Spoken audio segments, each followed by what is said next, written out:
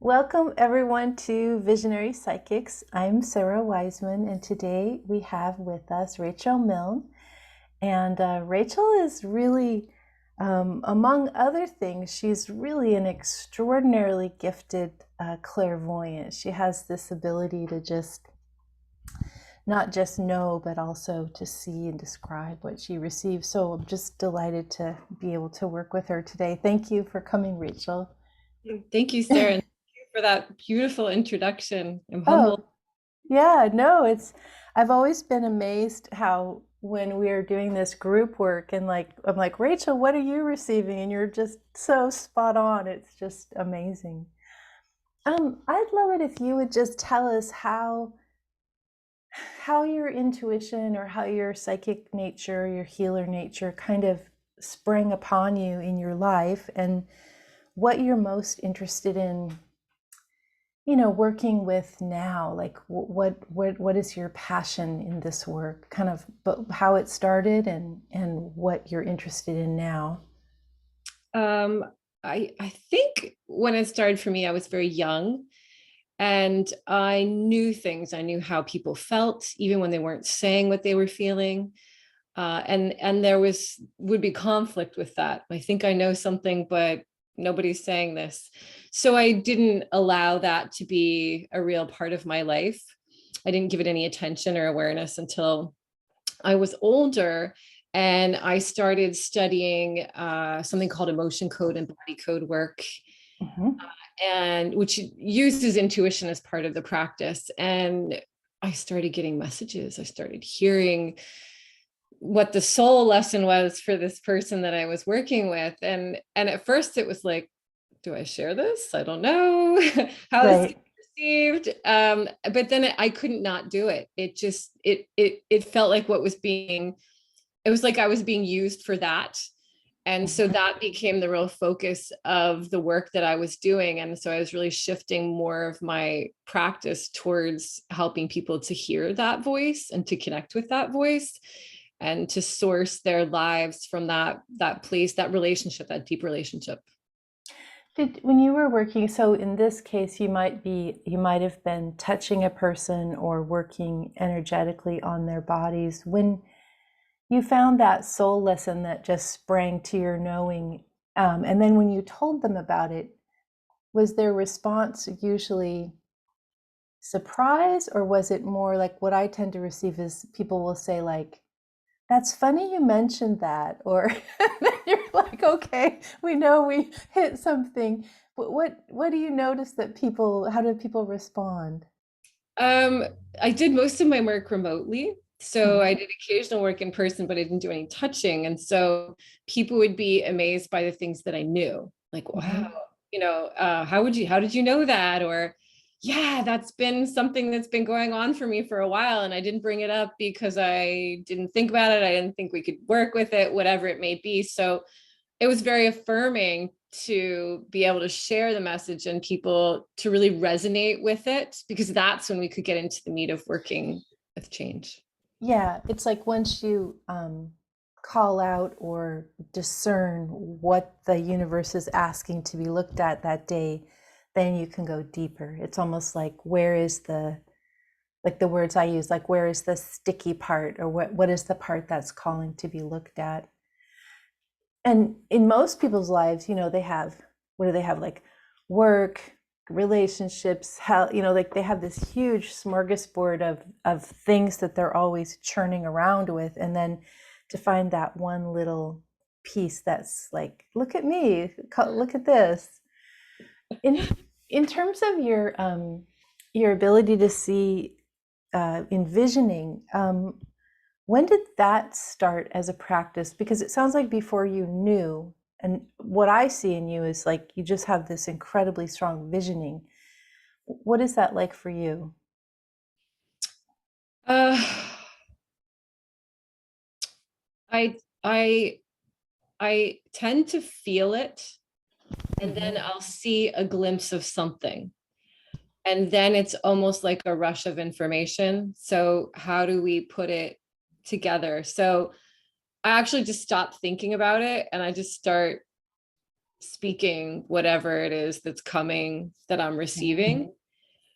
So I use the vision as a launch pad, so to speak, but I don't, and I go back to it as a teaching point to anchor it in what the message is that's coming. So it's kind of the crux, if you will, and then I flesh it out from there with whatever it is that I'm hearing. I tend to just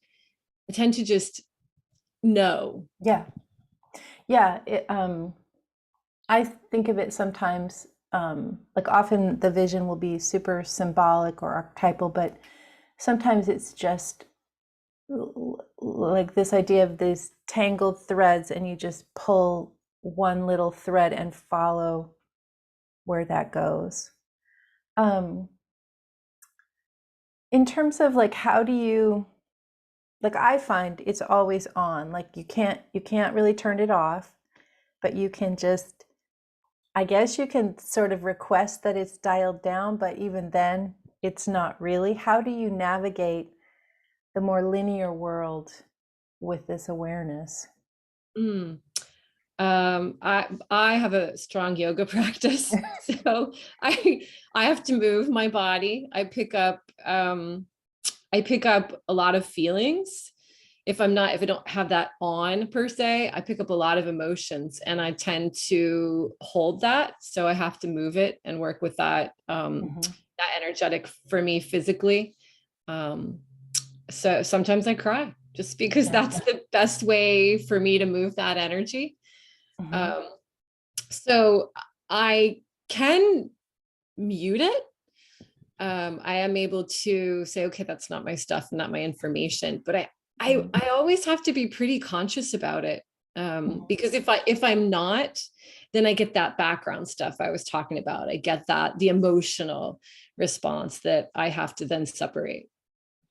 Yeah, like sometimes, say walking about in the town or the city, I'll come across a person maybe that's got a lot of super conflicted or dark, angry energy, and you'll just, even from a street away, you'll just see it, and then I'll just choose to kind of disengage, like you said, like that's not mine unless I'm asked to help. Specifically, I'll probably just sort of, I almost turn myself invisible, I guess would be, it's kind of, I just go transparent. I don't do protection or, I just go transparent and ask the universe, like, if it's mine to help with, yes, I will. But if it's not my karmic path to engage, I notice, and then I kind of, I don't know, transparent. That's the best I can think of. Like I just go invisible, like whoop, not disassociation, massive disassociation, I suppose, but just not wanting my energy, not wanting to be noticed that I'm noticing, because people pick up on that too. Yes, yes. Yeah. Actually, I learned that aspect from you, because I Mm. used to do the shielding, and then if I didn't, I'd have a story about, oh, I forgot. And Mhm. so the transparent aspect of it allows me to be with it and to be part of it, but not to hold it, not to pick it up, not to have any kind of stickiness of my own with it, if Mhm. that makes sense. Yeah, yeah. How have you navigated? I mean, this has been a really difficult, like a time at this recording, we're in 2021 at the end, but how have you navigated this year? How have these practices or your awareness helped you navigate just everything, that all the massive group energy that we've been feeling? What's that been like for you? I would say that practice is very helpful. My practice is very helpful with that, because without it, I can't sort out, like I said earlier, what's mine, what's not mine, what's group.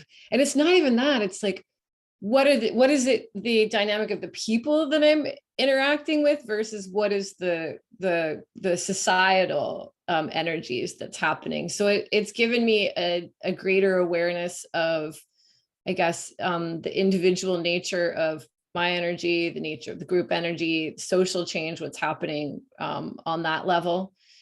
and really a lot of quiet, a lot of time spent by myself. I'm really not a very big social person. So I tend to need to have space and energy for myself to go within so that I can be available for this service, this gift, if you will. Yeah, I find that too. I don't know that I'm always in meditation because I'm not, but that quiet stillness where you can just kind of relax and be kind of be in that other dimension where the guides exist or where the other realms exist in relaxation, like it's a place of respite or a place of repose. It's not necessarily, oh, I'm in meditation, I'm not here. I'm here, but I'm also attached to this other realm that we're familiar with or that we go to. And that's so supportive. That stillness that's full, I guess. I'm not sure how to say that. It's rich. It's Yeah, very, yes. yeah. Um, what is your relationship to, so a couple things. So, the departed, for example, or the ancestral world, or energetic beings such as guides, or it's a long list because I just don't know which you want to focus on more. Animals, nature. What things are showing up for you? Like, this is what I'm loving working with right now. And energy in the body. What's all Yeah. of it? I love that you asked that because literally just before I signed on to this call, this beautiful swarm of ladybugs just Mm, round my window. I mean, mhm, hundreds of them. And so right mhm, now, and recently it's been bees. For the past couple months, I've been seeing a lot of bees. And so mhm, definitely I have to say it's the natural world that I'm working with right now, and allowing the nature and the universe to speak to me in that regard. And it feels like such a new language. mhm. I can look up, oh, what does the bee mean? And I can ask myself, well, bees live in community, and all those aspects of it. Mostly right now, I'm in the wonder of it, Mhm. just unfolding. Yeah, or bees are, just bee, right? Just bee. You don't. You Yeah, are. yeah. I know. I go for a walk. I talk about this to the groups that we've been in a lot at this park, and every time I see this great gray heron, it's not the. It probably is the same one, but it's in different spaces, and I realize like I see this every time, but I know that other people don't see, like I've mentioned it to people who go there and like, what are you talking about? I've never seen a heron there. And it's like every time, no matter where I am, it's like, there it is. And that's sort of been my animal totem for the year. So when you are dealing with a problem for yourself, or a problem or a question or a query, what's your process? I always sit. When I say sit, I don't formally meditate, but I have a conversation. Mm-hmm. So I'll write out my questions, and then I'll have a conversation with the Mm-hmm. different parts of me, with my soulful self. Mm-hmm. And so it's kind of, and then I'll write it down. So it'll be a back and forth. And it helps me to get out of my thinking mind Mm-hmm. and to be able to be more receptive to that higher self that wants to communicate with me. So that is my go-to Mm-hmm. um, for accessing knowledge, definitely wisdom. What happens when you are in a spot where you know change is coming, for example, in your own life, um, and you can see, like, you have a glimmer of or a knowing, but that change hasn't, it's almost like your knowing is advanced of the actual reality that's happening. How do you, or yeah, let's start with that one. Go, how do you deal with that? How do we deal with that? Sometimes better than others. Sometimes Yeah. like, sometimes like, oh, okay, there's something happening here. I Hmm. don't know what it is, but it's okay. But it's okay. I could ride this wave. Right. I don't need to do anything with it other than just acknowledge it or notice it. Um, Other times I want to hurry up and what can I do to get this, to move or happen Hmm. faster? Um, I always go back to journaling. I do a lot Hmm. of writing because that is the way that, like I said, I get out of the way. I can listen, I can receive, Hmm. um, and put down the stuff that gets in between, so to speak. Yeah. So you're kind of doing a pretty continual, the journaling is a receiving and a clearing. The body, your own practice is a receiving and clearing. The work in your own form of meditation and receiving, it's like this continual, the nature, it's like you're continually in this place of flow. Do you think it's been that way for a long time for you, or is this more how you've come to live in more recent years as you've deepened yourself? Oh, definitely only recent years. I did not grow up Right. with Yeah. it. Yeah. I had, but Yeah. I stumbled around quite a bit. But these years that you mentioned earlier, where we are, self-isolating and living in changing times, and that actually has been helpful for me, Yeah. to deepen my practice, and really I deepen my relationship with myself. And I know you talk about, and that the divine is part of that. So the deeper that I can go in relationship with me, the deeper I go in relationship with the divine. And that is the richness. That's the soil for me. Yeah. Well, look, I've been feeling lately a lot of things are being called almost like, now obviously there's no marker because we're fluid, infinite beings over many lifetimes, but a lot of the things that happened, like in my life in the past, that were maybe difficult or challenging, and you kind of sift through them and heal them and release them and blah blah blah. And now I'm finding, after this period of these last couple years of being so isolated, I'm really ready. It's like a whole chunk of, it's like, okay, thank you for this part of life. And that's a, I don't even need to relate to that, the relationships, the people, it, it just feels like it's just done, like we're kind of opening into a new door. Is that resonating at all with you, or what is that? Definitely, like, check, close, Yeah, yeah, yeah.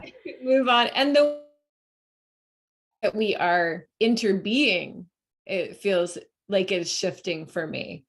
Hmm. We're shifting up, so to Yeah, speak. yeah, yeah.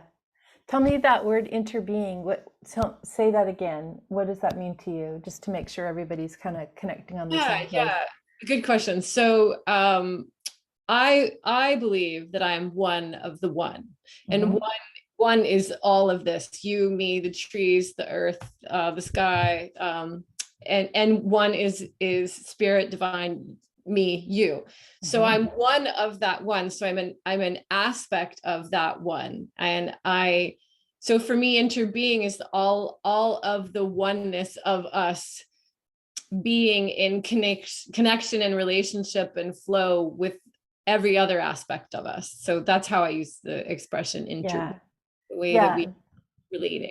That's exactly what I feel too. And for me, it's not just, uh, it also includes all the non-conscious things, because they also have consciousness, even though it's different than ours. And, all time dimensions and all dimensions, not just here we are on planet Earth this lifetime. It's just the whole universe as one thing, which is kind of remarkable that we get to have this. I mean, we're just humans, right? So we're probably pretty limited. But even so, we get to have this, when we turn our awareness to that instead of to the mundane, challenging little problem of the day. When we turn our attention to that awe, or that, just like, oh my gosh, it's really amazing to feel that expansion. It's just astounding, really. It's just that interesting. that's what does it for me. It's Yeah. when I get caught up in Maybe I feel frustrated, I feel tight, I feel worried, concerned, nervous, scared, whatever. It's that reconnecting with that essential nature in all of us, that oneness. And I know none of that other stuff, it doesn't matter. It's It not, does, it's not yeah. who I am. It's not real. It's just a Mhm. construct. Right. And when I can remember that and connect to that, oh, Yeah, wow. yeah, yeah. And that practice of like the more you connect to it, the more you're connected, the more you can connect to it. And it's like almost like that idea of walking through the new door. It's like this is where I want to live. Like in your words, I want to live in interbeing. I want to live in as one of one. That's where I want to hang out all the time. And then finally, I think, how do you help people or um, not even help, but so often I come across lots of regular people in the world who don't have this idea or haven't walked this part of the path yet. How do you, what's your approach to people that are just starting to get a glimpse of this because sometimes I find when I go too far out there, it's just, you can't hear what you don't know or something like that. Do you have a certain way you approach that? Story. I Uh-huh. definitely start with story. Um, Mhm. and I like to use allegory or maybe a visual. I'll give a visual example. Mhm. So absolutely, I will start wherever that person is. I do find in general, if somebody's connected with me, Yeah. that's not a mistake. Right. That's Right. that's universe, that's divine, that's source saying, Mhm. hey, there's something here for the two of you Yeah. that you can work on. So there's always some nugget that will come from the interaction for me and also for that other person. So whatever it is that they bring, there's always an answer. Like, Right. so whatever question, the answers are always happening. My job, as you say, is to help them to hear what that answer is. And Right. so I guess I would use it as far as that story about how do you eat an elephant? Well, one bite at a time. Mhm. Mhm. So Mhm. it's like, okay, let's start with this. Okay, let's start with this. And then when you have that, okay, what about this? Can we take that Right. a little step further? Could we maybe associate it with this? Right. And so fleshing it out, so to Yeah. speak. Yeah. Yeah. I like to look at it. Oh, it's probably in like Hallmark movies, but like one person has the key and one person has the lock, and we are just continually unlocking each other's Hmm. locks. All, you and I, everyone will meet today. It's just we're continually opening that part for each other. And Well, Rachel, this has been so delightful to talk with you. I will put all the information on how to reach you if people want to work with you below in the text. But thank you so much for being part of this Visionary Psychic series. And I just really appreciate your time. Thank you. it's an honor. Thank you, Thank Sarah. you. Thanks. Bye. Thanks.